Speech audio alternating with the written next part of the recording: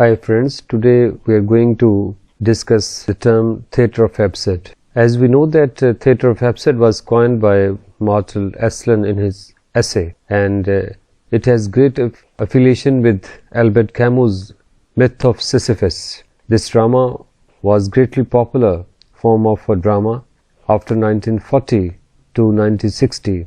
After the Second World War, this drama got more popularity and significance throughout the world. Apparently, when this drama was staged and put in front of the audience, it was a mind-boggling experience for the audience. It totally dazzled them. This drama that was propagated initially by Samuel Beckett, Harold Pinter, Tom Stoppard, Eugene Ionesco. These were the famous celebrated absurd playwrights. Let's discuss what are the features of absurd drama. Absurd drama is actually a kind of a movement that initiated in 1950, and it puts forward various kind of ideas that life is totally meaningless, purposeless, it has no objective, and it has a cyclic movement. We don't have a classical movement in our life, rather we have a cyclic, mechanical and futile kind of a movement that we observe in our life. And one thing more that theatre of absurd display in front of us, there is a complete breakdown of a communication. Language is there, but language without meaning. They have a gestures but no conversations. So they are apparently human being, but in theatre of absurd most of the characters are tramps. They never behave like a real human being.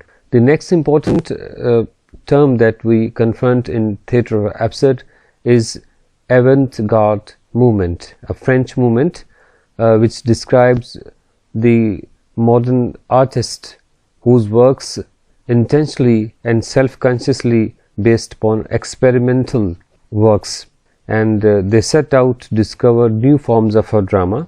For example, in theatre of absurd we don't have the classical unities that we observe in a classical drama. It is anti-plot, it is anti-hero. We don't have any heroes and protagonists from the royalty and upper class, and the technique is so unique, and there is no consequential or systematic conclusion of the drama.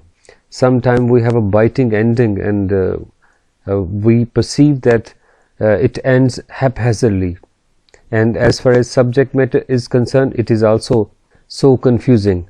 Then another term that we confront in absurd theatre is classical drama.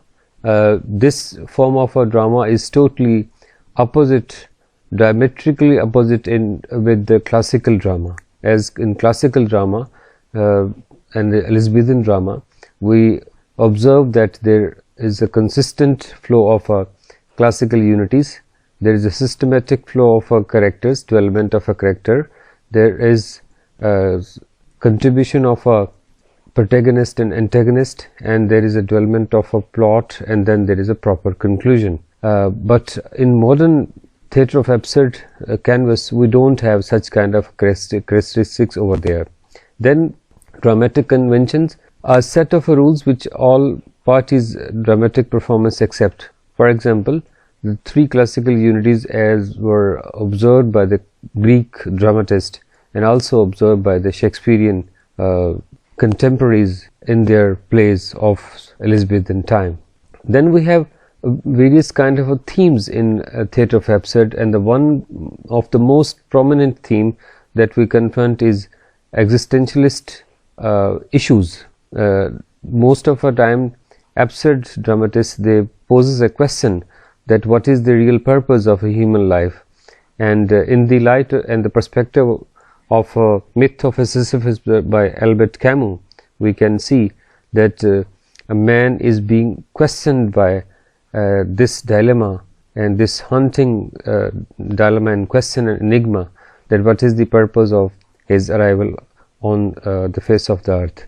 So it is a philosophical trend popular in the mid-20th century, which stresses that the importance of existence and the view that the universe is totally meaningless. I mean, one individual has been placed in the whole universe that is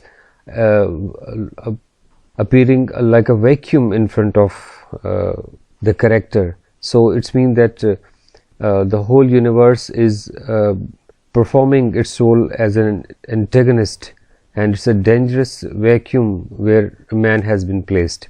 So individuals may make choices for their existence. So for all the time, the way Beckett says that every time we give impression that we exist, for characters in theatre of absurd, whenever they are expressing their anger, they are shouting, they are conversing, they are laughing, they are weeping, it's mean that they are pretending that they are living human beings.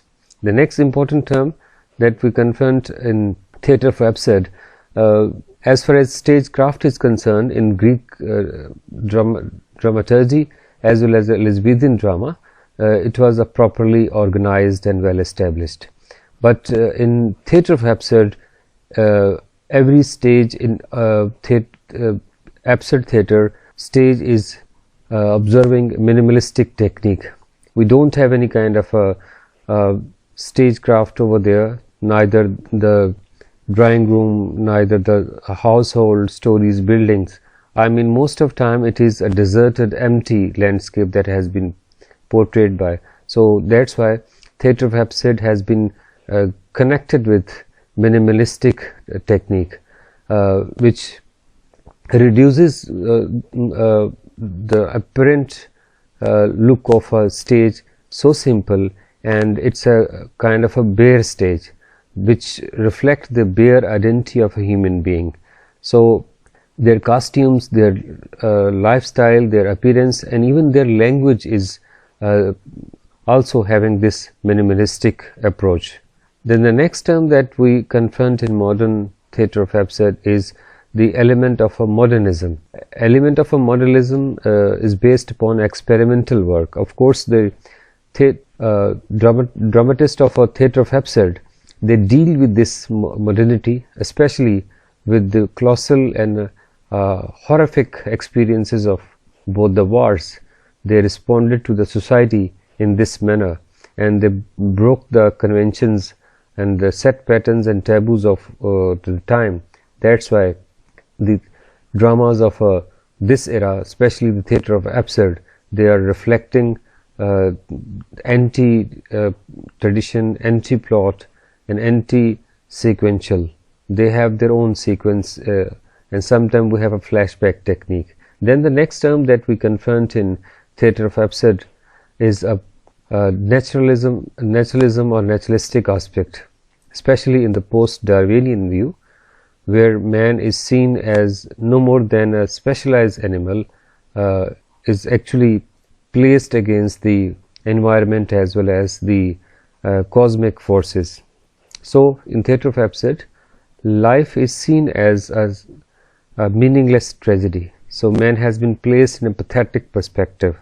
Then the next term that we confront in theatre of absurd horizon is postmodernist element. So in postmodernism, which is a highly disputed term in the modern term, is actually a reaction against modernism or modern drama that concentrate upon to express the infinite truth that is prevalent everywhere. And then the next segment that we can trace in theatre of absurd is a tragicomedy. Of course, most of the absurd dramas, they are a tragicomedy. Rather, sometime as Harold Pinter and Samuel Beckett reflect in their plays, the black humor, a mixture of a tragedy and comedy.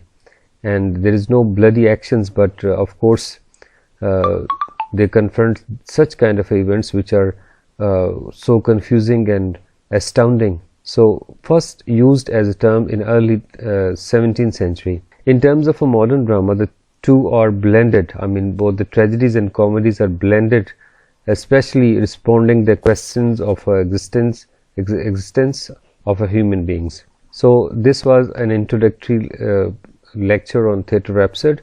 In my next video, I would discuss one by one the important celebrated plays of absurd theatre like Waiting for Godot, Caretaker by Harold Pinter, and other contemporaries of